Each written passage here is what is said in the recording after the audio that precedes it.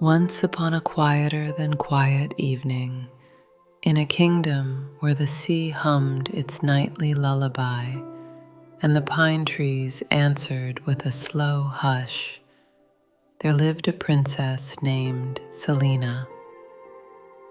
She was not a princess of trumpets and parades, but of soft lanterns and listening. If a cricket asked the air a question, Selina would tilt her head and wait for the answer. If a river sighed, she would sigh back, so the river knew it wasn't alone. Selina's hair was long and light pink, flowing like the petals of a dawn flower. Her eyes were like the last blue before night. She wore a simple white gown that glowed softly in the moonlight, and a small silver thimble on a ribbon around her neck, old and smooth as a pebble. The thimble had belonged to her grandmother, who once whispered, "Every stitch is a promise of care, and care is the kindest magic." Selina believed it.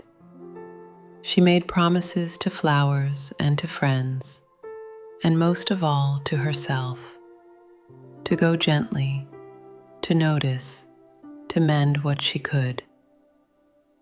The castle where she lived was not a busy kind of castle. It had courtyards where shadows were as welcome as sunshine, corridors that didn't echo loudly but hummed like bees, and windows that loved to be opened at night so the moon could step inside. On the tallest tower there was a small room called the listening room. It had one chair, one loom, and a round window that framed a slice of sky. The loom was old and patient. The chair was soft and kind. The window blinked at the stars. Every evening, after supper, Selina climbed the spiral stairs to the listening room. There she sat at the loom and threaded the shuttle with moonlight-colored yarn she had spun herself from combed new moon wool, very fine and very soft. She wove a little each night, quietly, calmly, as the sea moved its slow shoulder against the shore. No one knew, except Selina and the queen and king, that the loom was more than it seemed. It was called the Moon-Tide Loom, and it could weave not only cloth but calm. The cloth she wove became blankets for babies, shawls for anxious shepherds, wraps for elders whose knees had learned to ache. Whoever wore the woven cloth, even for a little while, felt their worries untie like gentle knots, one by one. The loom, however, had one rule. It could only weave from the sounds of a peaceful day. If the day had been hurried or loud, the threads tangled. If the day had been harsh, the threads broke clean in two. So Selina learned to keep her days soft. She walked slowly. She spoke kindly. She listened until the listening was done. One autumn, a message arrived from the far edge of the kingdom. It came on a page of birch bark, carried by a shy white gull, its beak wrapped in a ribbon of seaweed. The message read, "Princess Selina, keeper of the Moon-Tide Loom, our village of driftweave cannot sleep. The wind has lost its tune. and the sea forgets the shape of shore. Children fret and elders pace. We do not know why. We ask for your listening and your threads. Sarah, who tends the lighthouse pines. Selina touched the words and felt the worry tucked beneath them like a burr under a blanket. She brought the message to the Queen and King. The Queen gently set a hand on Selina's shoulder. "The kind of help you carry is restless help," she said. "It wants to go where it is needed. Take the Moon-Tide Loom's shuttle. Take your thimble. Take provisions. And take your time." "Take our blessing," said the King, whose eyes were moss green and always a little shiny when he was proud. So Selina packed a bundle, a loaf of honey bread, a jar of blackberry jam, a small kettle for tea, a coil of moonlight yarn, and the loom's silver shuttle, which fit perfectly in her palm like a small bird at rest.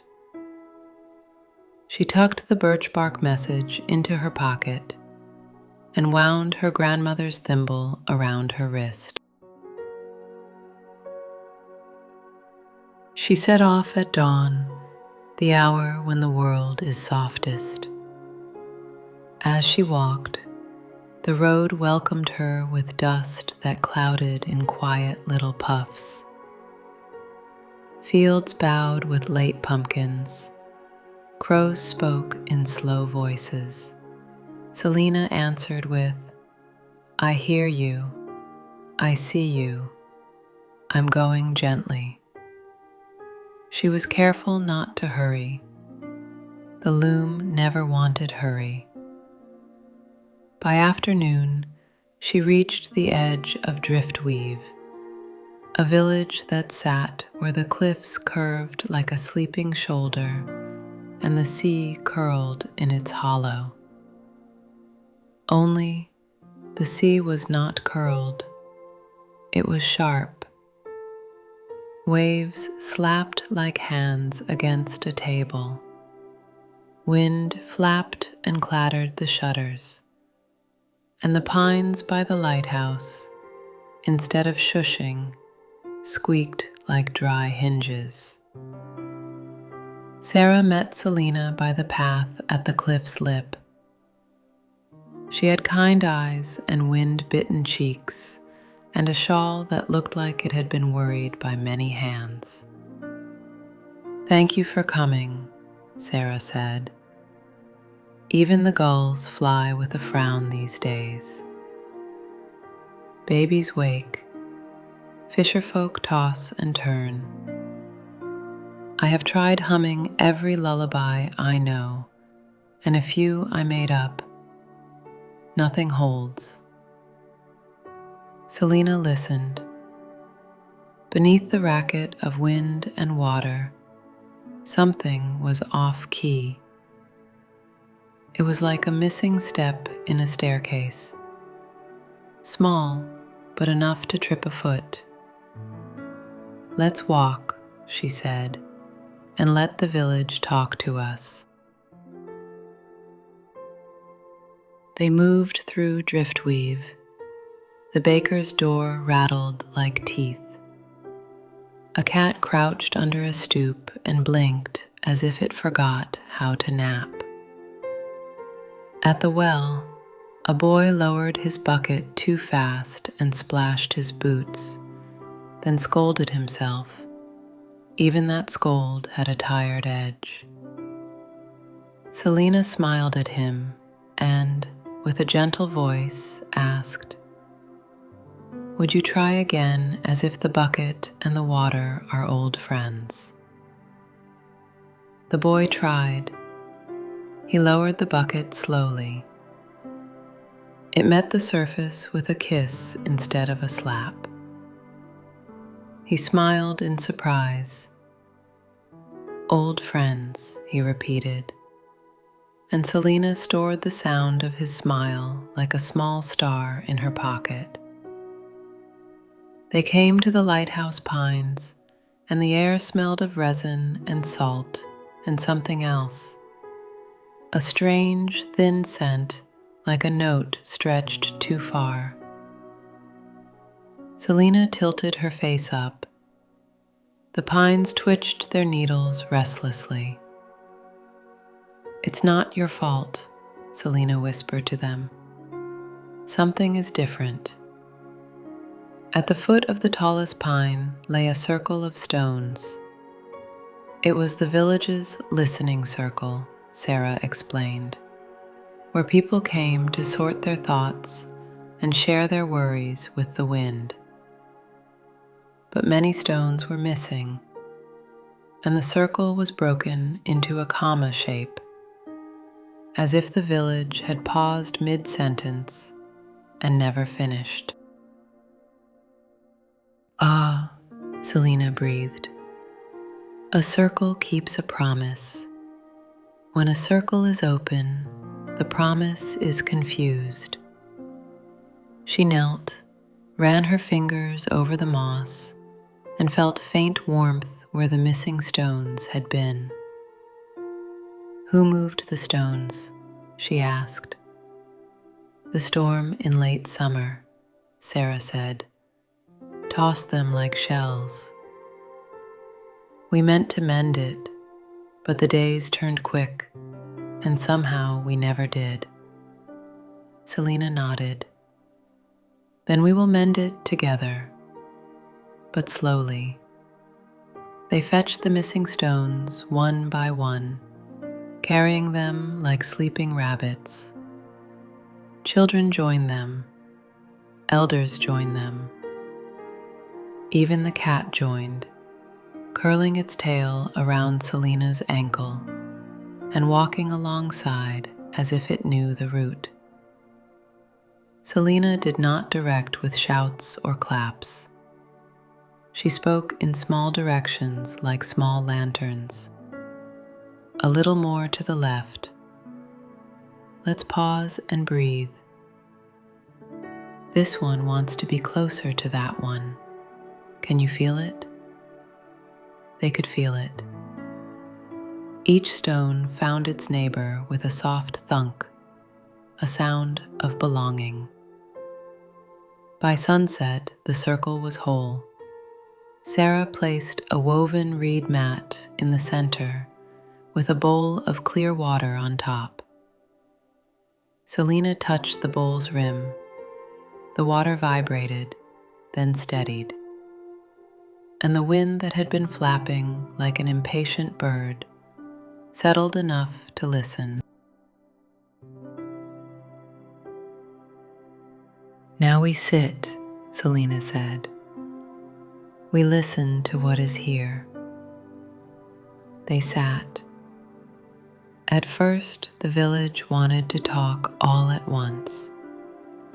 The baker about bread that rose too quickly, the fishermen about nets that tangled, parents about babies who startled over nothing.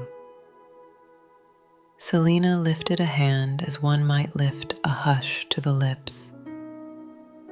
"We will speak," she said, "but first, the sea will speak. It has been trying all day." They grew quiet. The sea, now invited, did not slap, but sighed. It said, "I have been pulling and pushing and pulling too much. I have forgotten the softness of return." The wind, given its turn, said, "I wanted to warn you of a far-off storm. I forgot to rest between words." Selina listened until the listening was done. She closed her eyes and, in her mind, threaded the loom. She would need the sound of steady breath, the small laughter of relief, the weight of stones settled back in their circle. Most of all, she would need patience. The kind that warms, not the kind that tightens. When moonrise rinsed the world with silver, Selina stood. "I will weave tonight," she said, "but I need a room that has only the quiet company of sleeping things. A kettle, a cup, a window."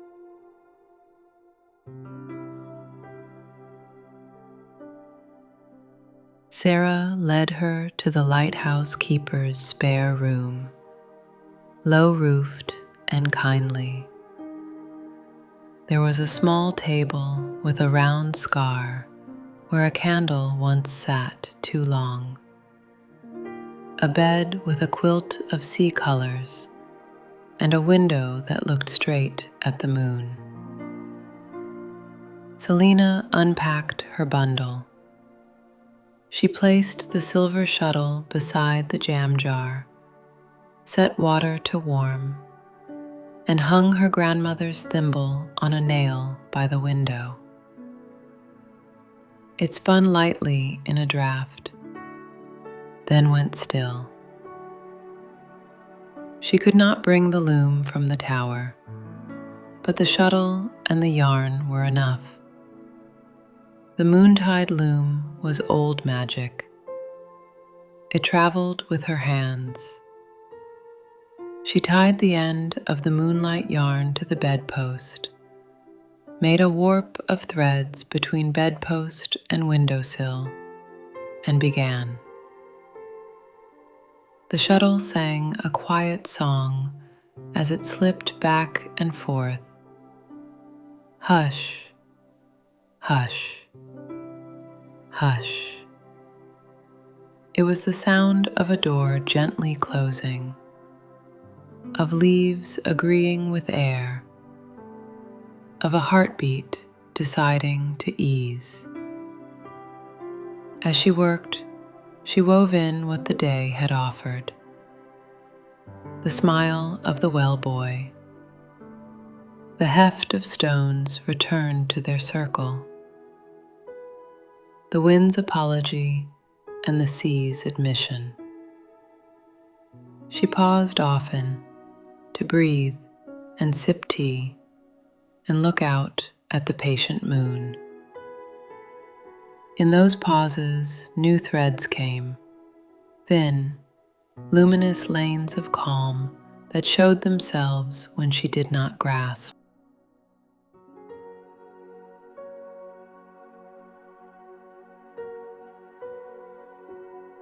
Near midnight, Sarah knocked softly and peeked inside. "I brought a basket of pine cones," she whispered. "They are the small ones that like to open at night." She set them by the hearth. They opened as if listening too. Selina nodded in gratitude and kept weaving. When she finished, just before dawn stretched a pale arm over the horizon, Selina held up the cloth. It was the color of low tide and nest lining and moth wings. When she touched it to her cheek, it cooled and warmed at once. She folded it carefully, tied it with a narrow ribbon of reed, and carried it with 2 hands to the listening circle. There, the village gathered in shawls and sweaters and quiet. Nobody jostled, nobody pushed to the front. They simply made a gentle ring around the stones, leaving a space for Selina. "This is a blanket for the village," Selina said. "It will not fix every ache, but it will teach the body a song it remembers. We will pass it around, no rush." She laid the blanket on the reed mat and pressed the silver shuttle to its edge like a seal. Then she stepped back. Sarah lifted the blanket first and laid it over her knees. Her shoulders dropped in a way that made others exhale. She smiled and passed it to the baker, who wrapped it around their waist and closed their eyes. The cat stepped into the center of the circle and lay on the mat with one paw over its nose. The sea drew a long, even breath. The wind learned to rest between words. Child by child, elder by elder, parent by parent, the blanket traveled. No one kept it, everyone kept it. The babies slept that day and the next. Nets untangled. The well gave water without slaps. The gulls relaxed their frowns and went back to fussing about ordinary gull things. Selina stayed a week to be sure the calm had roots. She did not hover. She walked the shore, greeted the pines, drank tea at kitchen tables, and taught a class of children how to listen to a stone by holding it to their cheek. "What does it tell you?" she asked. "That it is very old," said one child. "That it is not in a hurry," said another. "That my cheek is warm and it likes me," said a third, and everyone smiled. Before she left, Sarah pressed a small gift into Selina's hands. A spool of shoregrass thread, pale and strong.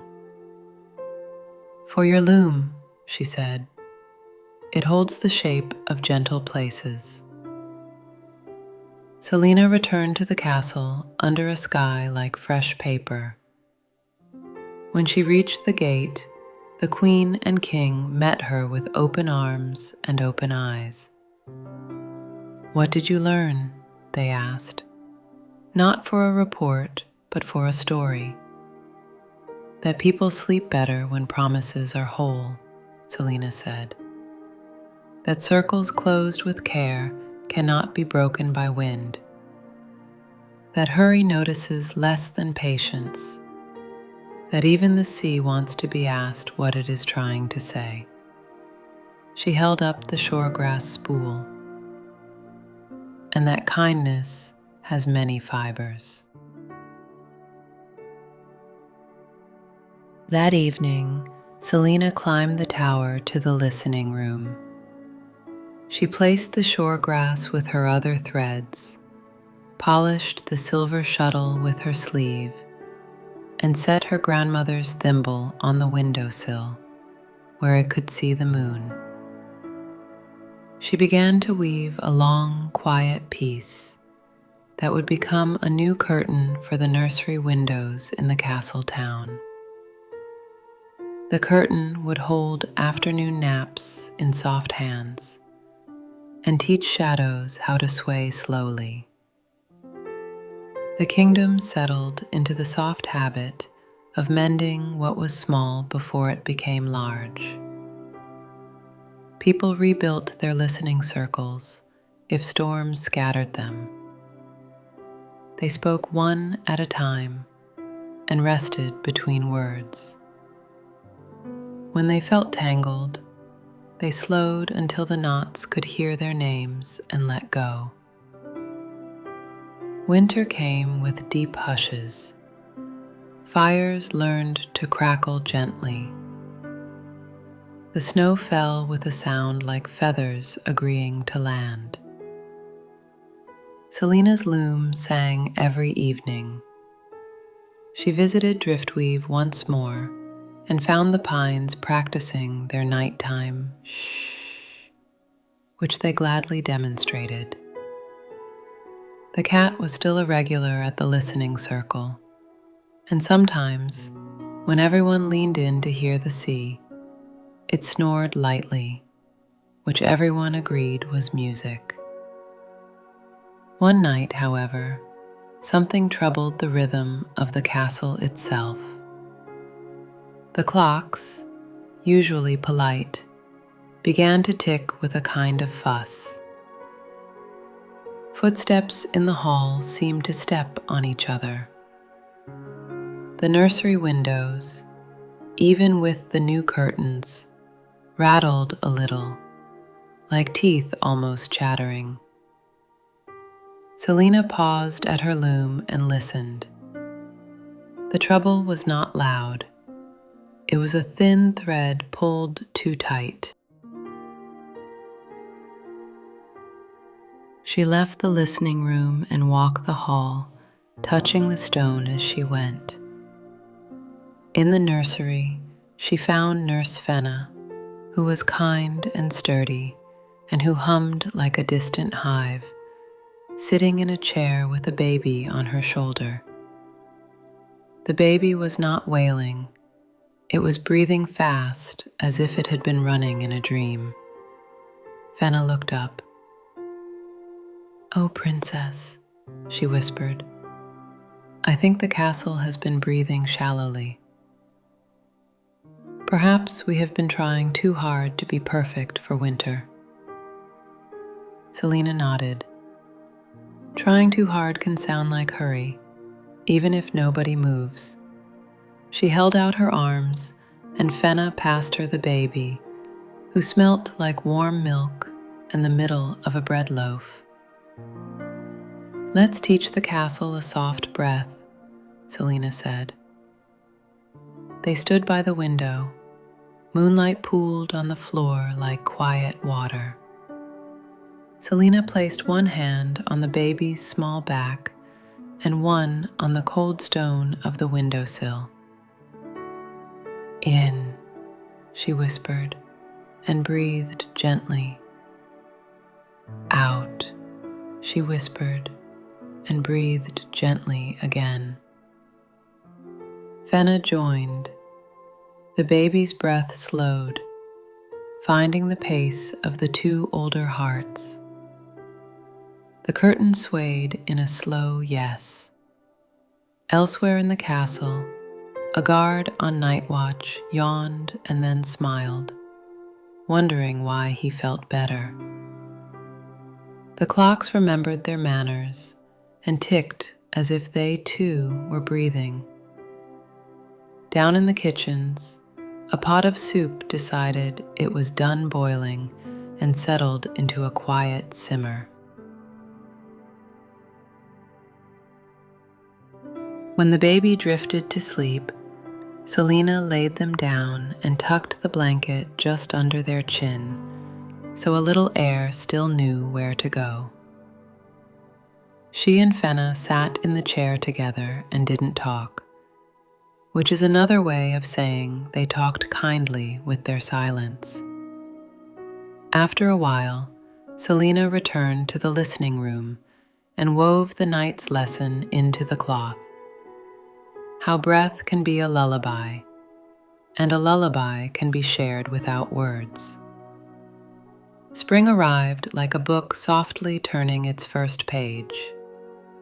Selina spent her days like she always had, walking slowly, mending small circles, sometimes of stones, sometimes of friends, teaching listening where listening was thin, and weaving when the day had been gentle enough to give her the right threads. Folk began to notice that when Princess Selina visited, their shoulders forgot to be ears and went back to being shoulders.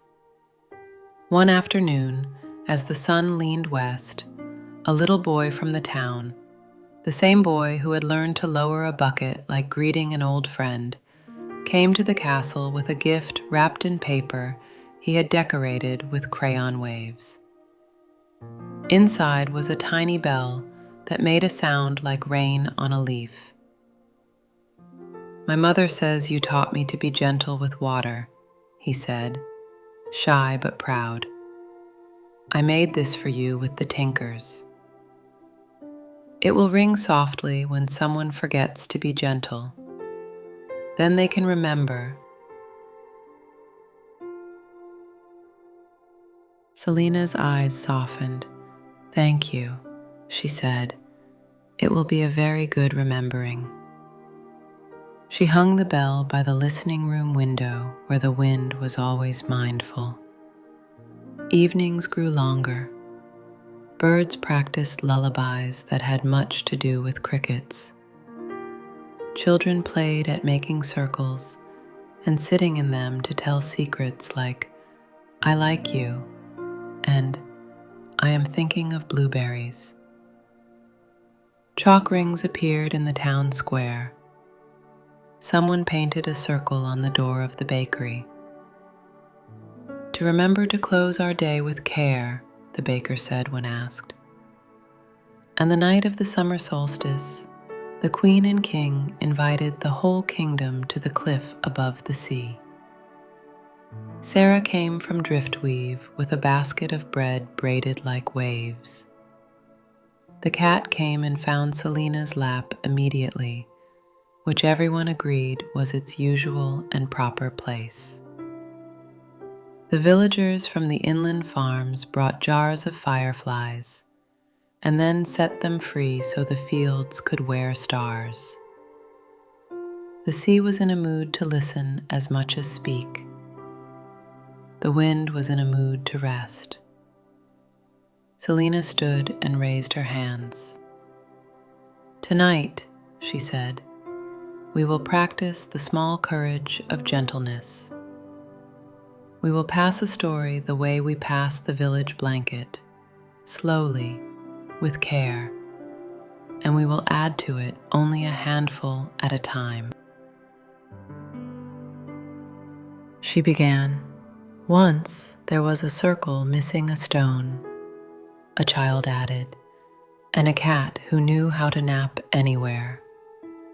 An elder added, "and people who learn to breathe like the sea remembers."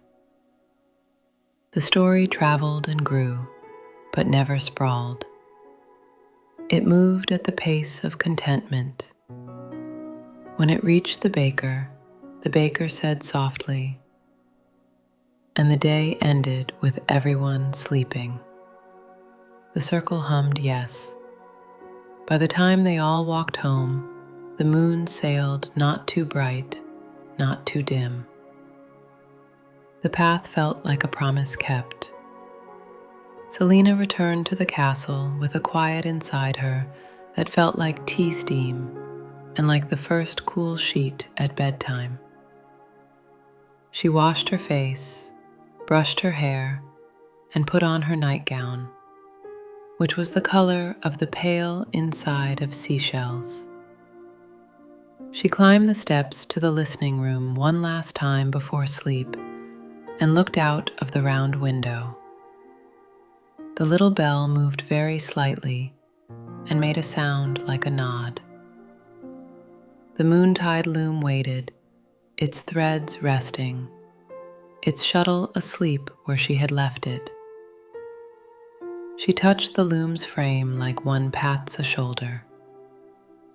"Thank you," she whispered. In her room, she turned down the quilt her grandmother had pieced from soft greens and small creams. She set the silver thimble on the bedside table. The window was open just enough to let in the hush of the pines and the gentle practice of the sea. Selina lay down and placed one hand over her heart, the castle's heart, the village's heart, her own. She breathed in and breathed out, as if teaching the night a lullaby it already knew. Far away in Driftweave, Sarah lit a single lantern and then blew it out, the better to see the stars doing their quiet work. The cat curled in the listening circle as if it had always been a cushion. The baker's oven, finished with its duty, cooled with a content little sigh. The boy at the well set his bucket carefully by the door and dreamed of being a friend to water forever. The kingdom settled like flour, finally deciding to be a cake. Selina smiled in the soft dark. The story of the day folded itself and lay down too. She whispered, half to the window and half to herself, "Every stitch is a promise of care." Then she closed her eyes. The sea rocked its slow cradle. The wind tucked in the edges of the world. The moon stood watch, gentle and sure. Princess Selina went to sleep happily and contented, and the night, hearing that, did too. Good night.